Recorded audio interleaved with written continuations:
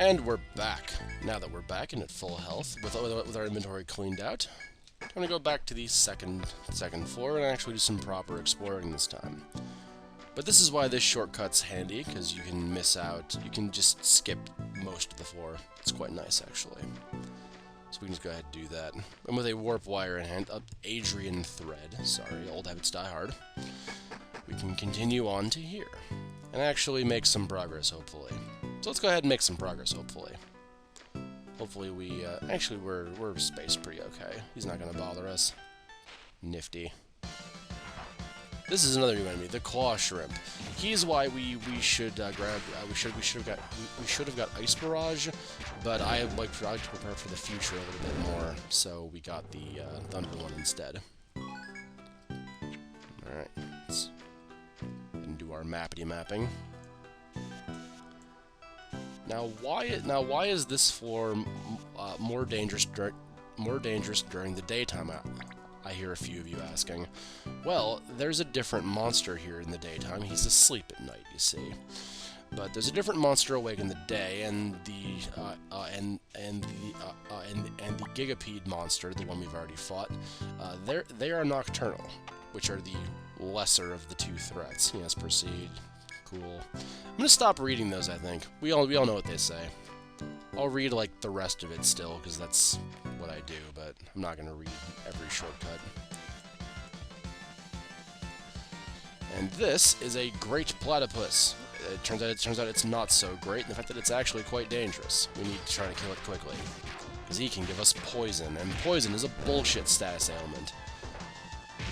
Those of you who've watched an Etrian game before know how bullshit poison is, but for those of you who haven't, right now, poison basically would cause 30 to 40 damage per turn, and I have no way to cure it. Now give me a quick moment to show you my HP. Yes, a 40 damage poison already. It would literally kill half of my team if they got poisoned. So, yeah, poison is bullshit. It's absolutely terrible. It's the worst thing in the world. But yes, the monster that's out during the day, it's basically the equivalent of the lion on the first floor, but it somehow hits even harder and is harder to kill. Like, we probably wouldn't be able to kill it right now at all. We could annoy it, and it would, like, stare at us and say, "Hey bro, what you doing?" and then it would kill me. So we're not going to be on this floor in the daytime if we have any say of it, but we'll just have to see how that all works out. I'm going to plan to not be here in the day, but we'll see how that plan goes in time. Until then, Gigapede at some point. We've already seen Gigapede though. Gigapede, like I said in the last video also, we need them for a quest, so it's doubly handy to be here at night versus in the day. And my FOE tracker's going off. I don't know where the monster is. I think that's gonna go like that though. Maybe we go see what's over here. Let's go see what's over here first. I think it's a dead end anyway, but... Oh wait, this isn't a dead end. I remember this now. The other way is the dead end. Let's go to the dead end first. Okay, it's moving away. Okay. No, I'm wrong. We're going the correct way. Whatever. I want to go this way anyway. Just go this way anyway.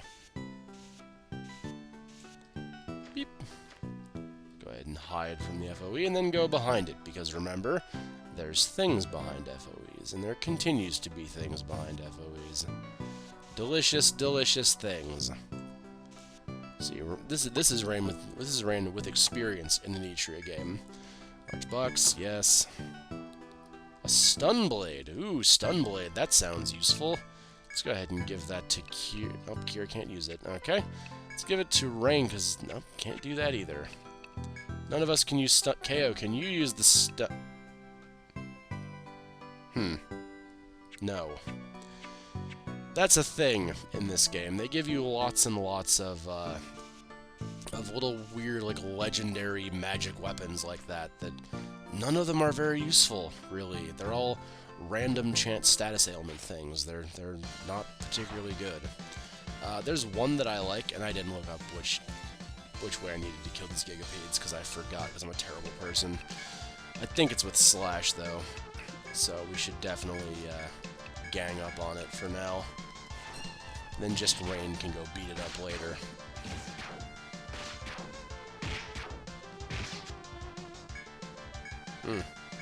Didn't bother that thing at all. That's annoying.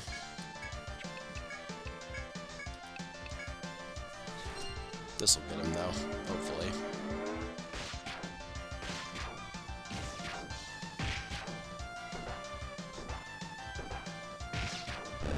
Okay. And with him down, we just killed the frogs like usual. A little bit excitable this week, for whatever reason. I don't really know why. Take a chill pill between... I should have taken a chill pill between videos. Well, if it comes to it, we'll just go and do it next time. The quest with the Gigapede. Let's finish drawing this and I'll read that. As you go forth, matching wits against dangerous monsters, you see a cloaked figure. Noticing you, the figure comes near. You can see it is female, and what's more, she is smiling. Oh, that's a smile. Okay, sure, yeah. And incredulously, I think that's in that word. Cheerful voice. It isn't incredulously. It's missing way too many letters to be that.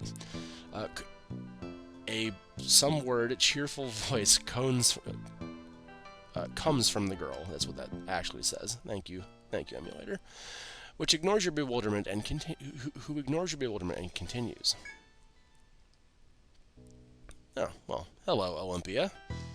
It's very handy of you to be helping me. I like your headband. The girl smiles again and holds you one of the backpacks she is holding. Camping tent. Very cool. Obtain tent. The girl called Olympia points to the right fork of the road ahead before continuing. Neato. Olympia looks again at the tent in your hands.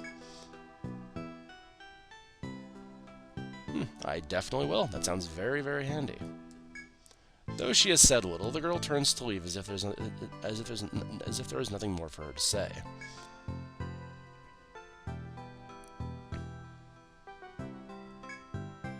The choice is yours. Investigate the campground Olympia spoke of, or continue on your way.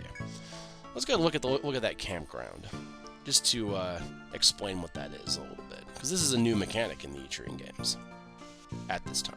I don't think they've actually had one since, actually, either, so... You pass through the door to reach a small, open space inside the forest. It is spacious enough to camp. You see traces of countless others who have been here. Near the trees further in, you see a lone girl resting against one of the pines. Okay, so we can go talk to Olympia here, or we can use this campground. Now, only certain spots in the labyrinth can be used as campgrounds, which is what this little tent icon is for. Right there, so we know what it is.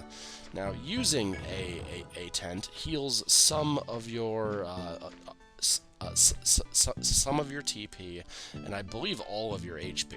It doesn't heal all of your TP, but it does give you quite a bit back. It's basically a mini inn inside of the labyrinth. It's very, very handy. Now, we need to use hanging, actually, because this thing can be a bit of a bother. So we need to prepare for him to be a bit of a bother. I forget that the Lynx is, good. The Lynx is now no longer much of a problem. His instant kill bullshit attack has been turned off because of the headbind, so we can actually, or just auto through turns and almost get yourself killed. That too. Good job, everybody involved. Myself. Get an upgrade rapier mastery. We can do another Let's do another line guard, actually. I use that way more often. And now that we have Izuna open, let's go ahead and get Izuna. Izuna is great. Another point of form key, because that's cool. And we will do Ice Barrage, which I should have had before, but I felt that I should get that one instead. Let's just make sure everybody's okay. Sony has the TP to spare, it's probably fine. Oh, I didn't cover this in the last video. God, I'm lame at this. Well, as you may have noticed, there's no listing for like HP or any or any stat increase abilities. Well, in Etrian Odyssey 3, they actually did away with putting them in the same category, and now everyone has access to this in common skills. HP, TP, bandage. Bandage is not very useful, and combat study is a trap. It gives you more EXP, but it's not that hard to get EXP, so you don't actually need that at all. Then Chop Mind Take. There are no stat ups in this game, but you do still get all of your stuff, and it's all right in here. It's very, very handy. We'll be using HP TP, but probably nothing else out of that list, to be fully honest with you. Look on their shortcut, actually, so we can continue onward, should we have to leave.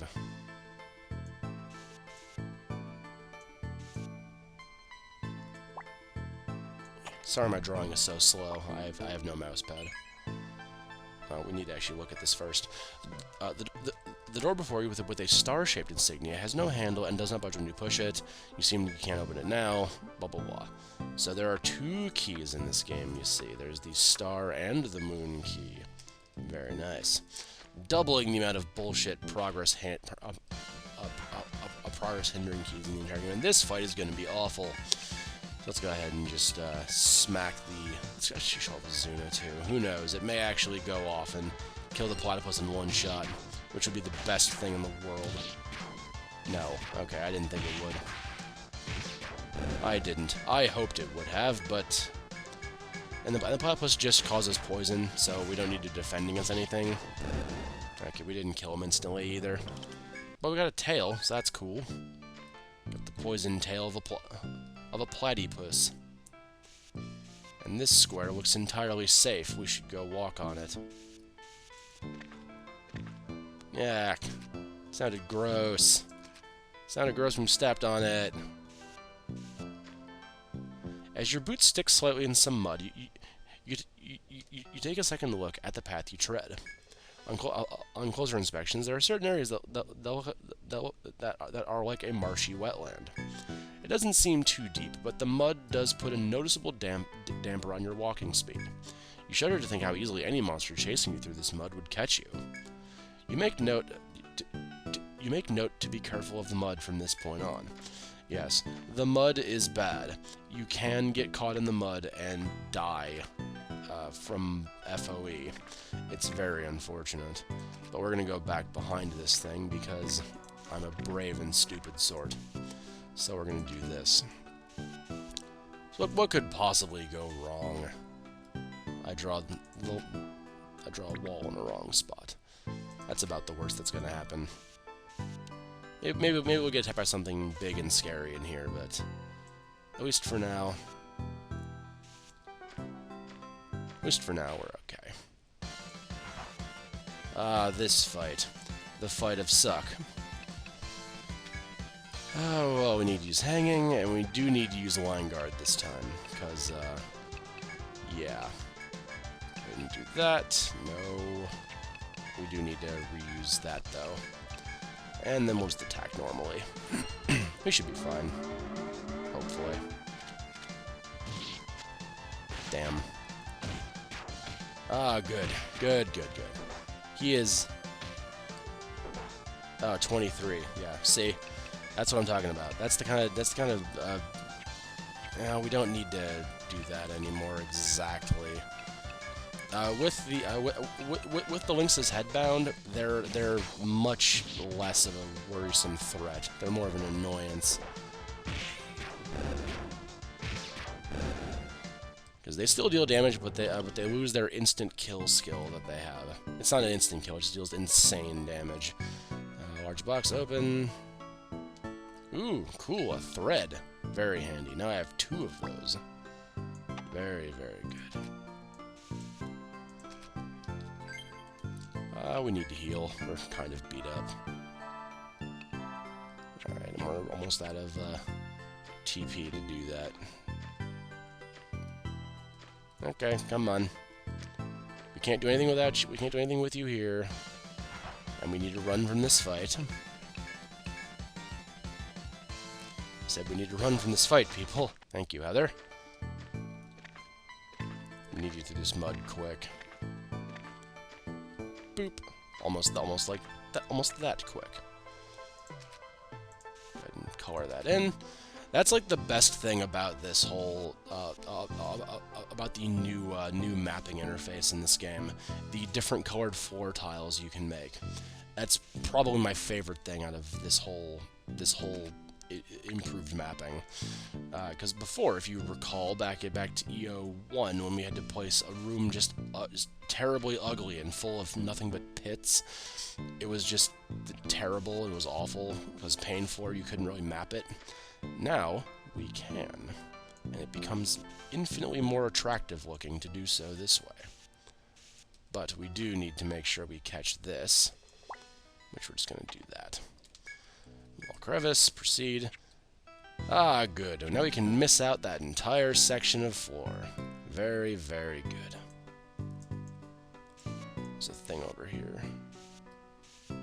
I don't know if this is accessible from this side. We'll never know either. No, I'd like to get their special drop if I can. So let's not go all in against him, but let's beat him up quite a bit.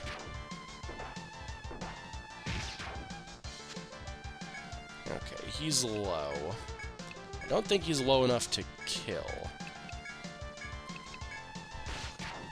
Nope, well, alright, never mind. Damn it! Fine. We're not gonna get his special drop then. Because lame. Okay, it's not from this side. That's what I thought, but I didn't want to presume. So we have a little bit of resources left. We can press a little bit. Not too far, but we... Oh, hello, what was this? As you walk down the forest path, you find a guard standing in the corner of an expansive hall. The guard nods in response to your hail and raises a hand to acknowledge you. Yeah, it's going pretty good, I have to say. Despite his question, the guard continues speaking without waiting for your answer. Okay.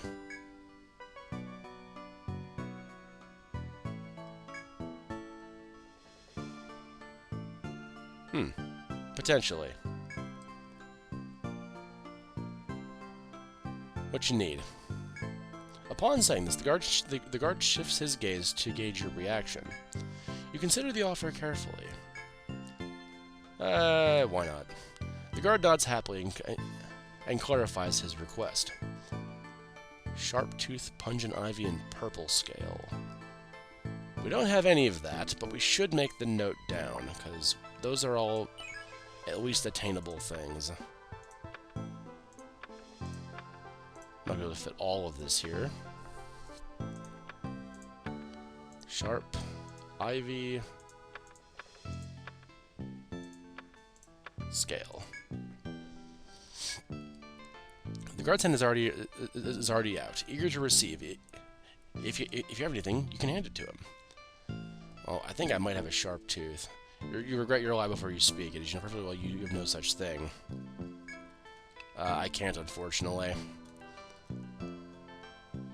But you can do that. The guard falls silent and rests himself against the tree. You part with the guard and return to your explorations. Well, we will come back to him later, I'm sure, when we actually have those things, because we don't have them now. The pungent ivy, I think we actually can get on this floor. I'm just not sure if I want to really rush that. It's a bit of complicatedness that goes into it. Thank you, neighbor. I don't I don't need to not have cannons in my video. I think I should just take him out.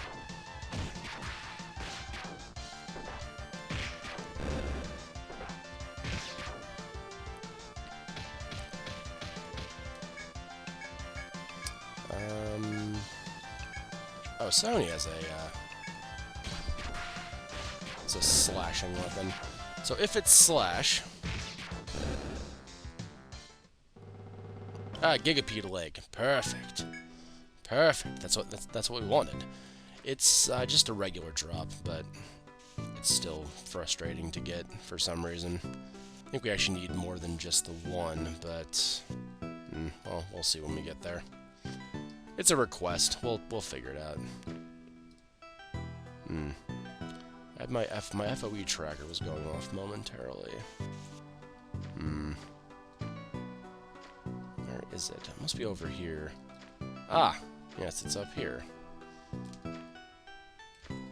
Hello. Hello, kind sir. Have you heard the word of our Lord and Savior? No? Oh, alright, never mind. Sorry to bother. We're actually going over time, too. Well, we're almost out of resources, so might just finish up this little section and call it here, to be honest, because I don't see how we can progress too much further with what we have, or rather what we don't have, but we can retreat to town for now. Yeah, we actually need to go to the... Rain, please, with buttons, please. Go to the bistro. Oh, the Gigapede. Let's go.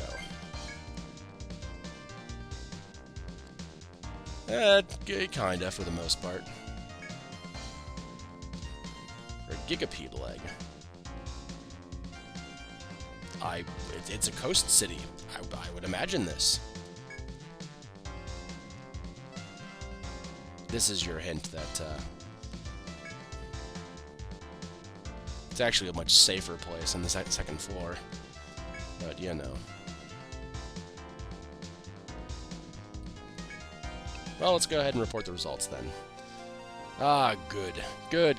That went well. I thought it was actually three Gigapede legs, but I guess I was wrong.